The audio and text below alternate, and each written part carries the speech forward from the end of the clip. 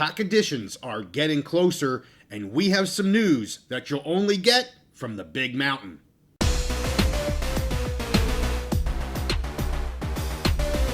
Conference realignment is always in the news, so we're back on the Big Mountain to keep you updated. Hey, it's JY back here with the Big Mountain. I am without my good friend Steve for this episode, but it's time to talk about PAC additions, and you're gonna want to have a seat for this one because I have a lot of information that I need to go over, and you're gonna want to listen till the very end to get a full understanding of where I believe things currently stand for PAC membership. I am not going to waste any time. I'm going to jump right into this with the school I believe is going to be a member of the PAC in 2026.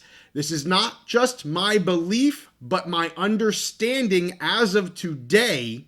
This school is having discussions and even negotiations with the PAC-12 to become its next full member.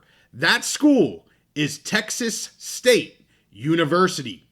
Rumors have swirled for a while here with this school, ever since Texas State told the Mountain West that they were not interested in moving to that conference. Many have speculated that they were hopeful that they would receive an invite from the PAC-12.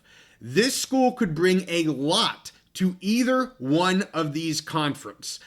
Texas State is in San Marcos, Texas, which is about halfway between Austin and San Antonio. They offer a growing area for any media partner that they would absolutely love to be a part of. The school was founded in 1899, and the university currently has over 40,000 students with an alumni base of over 230,000. They are currently in the Sun Belt Conference, but likely view an invitation and move to the PAC-12 as an opportunity they likely will not turn down. To be clear, I am not aware that an invitation has been given yet to Texas State, but I am aware there's mutual interest and ongoing negotiations between the conference and the university. It is my opinion that Texas State will be given an invitation here in the not too distant future to become a full member in the PAC for 2026. So that is the big news that I have, but my goodness, I have much more for you here on this episode with PAC additions. If you saw our episode that dropped yesterday, we spoke with Fresno State Director of Athletics, Garrett Classy, and also with others that I have been communicating with. I believe the PAC wants to get to 9 or 10 football members. Texas State here would get them to 8. So that means they're likely not done. They probably want to add another 1, possibly 2 more members. So where do we go here to get another 1 or 2 members? I'm going to turn my attention next to the American Athletic Conference schools that we all know were the initial targets of the PAC-6. Memphis, Tulane, and UTSA are what I'm going to be calling the American 3 here. Memphis, Tulane, and UTSA. As I bring you this discussion here today, I do believe that Memphis and Tulane are both still in play for the PAC. They're still hopeful they can get something to work out with those schools. However, based on several factors that I'm not going to get into today on this episode, I believe it's highly unlikely that either of these schools will be leaving the AAC for the PAC in the near future. As for UTSA, that may be a slightly different story for that school. And with them, I would add North Texas to this list. So I want to talk a little bit further about UTSA and possibly North Texas. I think it would make a lot of sense to have 2 Texas schools here in the PAC. Of course, the first being Texas State. If and when Texas State accepts an invite, that could potentially help lure one of these other AAC schools to the PAC. I would give a bit more credence to these rumors. However, they still would need to be able to show greater media value and also help these schools transfer from the AAC with their exit fees to the PAC. And these are the two that I would be a little more convinced would be able and willing to do that. Also, I think it's important to point out here regarding North Texas, they have a very strong basketball program, one of the top in the AAC, and with the PAC adding Gonzaga, that absolutely is something they're going to be looking to ensure they have a very high level basketball conference as well. So possibly giving the leg up here to North Texas, both from the football and basketball side of things. I have no information telling me that either UTSA or North Texas are the next targets for them. But as I said, I could see them a little bit more likely to possibly make that move than what Memphis and Tulane would be. So, while I believe the AAC schools are a long shot overall, again, from a 9th member, where in the world do they come from? If none of these AAC schools are willing to leave that conference, what could be coming next? Or could the PAC just go with 8 for a few years until a few more members are ready to switch? That is also possible. Remember, 8 is all that is required. So, we'll have to wait and see once they add Texas State, how far do they push that 9th and or 10th member here in the short term for 2026? I will again reference my interview there with Director of Athletics Classy with Fresno State. Not only did he say he would prefer 9 members from a scheduling standpoint, but he also said that while he enjoys the footprint that they're currently in, the schools that are currently a part of the PAC, there just may not be any schools to add within that footprint.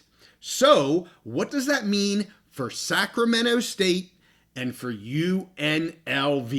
Yes, let's talk about UNLV. I know for my Mountain West fans here, this isn't something that they want to talk about or think about, but it is reality. Realignment is unpredictable, and you should never say never. Let's first ask the obvious question. Does the PAC want UNLV? The answer to me is obviously yes. After failing to get the American 3, as I call them, the PAC thought that going back to Utah State and UNLV with an invite would be an easy backup plan that would get them to 8 schools, and both would come running and be happy to do that. That may have been true, with the exception of the Mountain West having a very strong counter offer to UNLV, and UNLV really unable to refuse that offer. The MOU that the Mountain West 6 have signed is very beneficial to UNLV as we sit here today. To be clear, UNLV has value to both conferences, and while the Mountain West fan in me doesn't want to entertain a thought of the Rebels going to the PAC, to fully dismiss that possibility would not be wise. As I said, realignment can be crazy. It is not a 100% done thing, and it has to be kept on the table. This is possible. I do not believe it's likely, but again, it is possible, and they should not be ruled out for the PAC. Lastly, I want to turn my thoughts to Sacramento State and any FCS program. The PAC has said publicly that they have no interest in adding FCS schools. Through other conversations I have had fairly recently, I believe this still to be true. I know we go back to hear what was said several months ago. I am told this still holds true today. They just have no interest in adding any FCS programs. To me, that makes a lot of sense. I don't see them being interested in that at all right now. While no one can predict the future here, I do not believe that Sac State is in the mix for a PAC invite. They could be out into the future further, but certainly not for 2026. So I want to address some of the recent news about Sac State. Of course, last week, President Dr. Luke Wood with Sacramento State made some headlines here when he gave an interview to a local news station regarding their football stadium upgrade, and then was asked about FBS. And he said, quote, "We've got some exciting stuff coming." Also, quote, "We will be FBS very soon." I have been following Sac State pretty closely here. We have on the Big Mountain. We had Josh Wood on, the co-founder of the Pac-12 committee. He was on our show a few months ago. I think what they have begun and are planning to do for the city of Sacramento and for that university is absolutely incredible. I wish them the very best in their fight for an FBS invite. However, I do not believe, as I sit here today, that they have an invite to the PAC, to the Mountain West, or to Conference USA.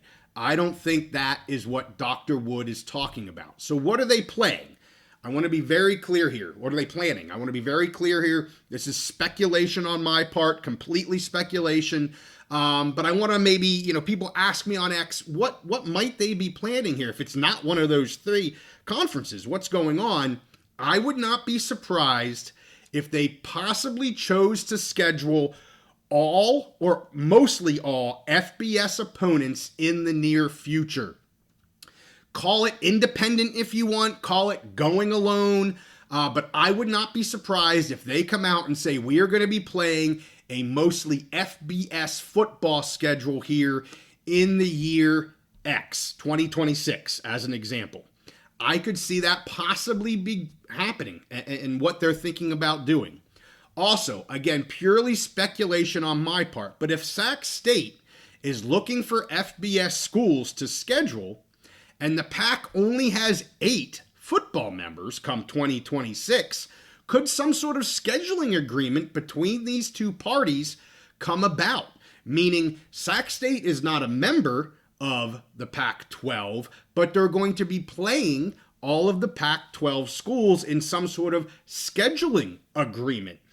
I don't know. That's something that possibly could be happening. Again, pure speculation on my part.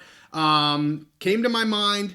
They're in the right region, according to AD Classy. So we'll have to wait and see what comes of this news from Sacramento State. Again, this is me throwing out of the box ideas. It could be a win-win for 2026 till the PAC gets more members involved. So we'll have to just wait and see. So let me take a minute to summarize my thoughts. First, Texas State to the PAC, in my opinion and what I've heard, is very likely given their current discussions and negotiations. Second, Memphis and Tulane are unlikely to be joining the PAC in the near future. Third, UTSA and North Texas have a slightly higher likelihood of future PAC membership, especially once Texas State is announced, and I'd give a slight edge there to North Texas because of their basketball program. Fourth, UNLV is not totally off the table. And fifth, Sac State, in my opinion, is not on the table for the PAC.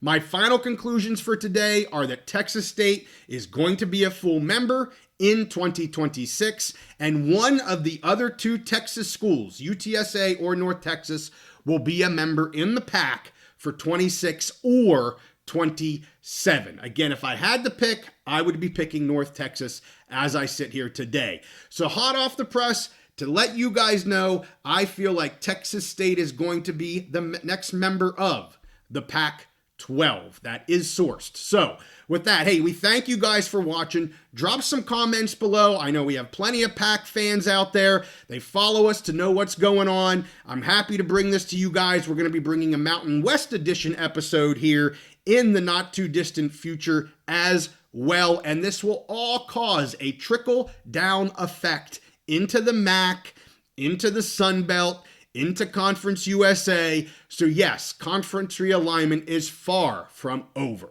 Hey, make sure you like this episode and subscribe if you like our content. We'll see you all next time on the Big Mountain.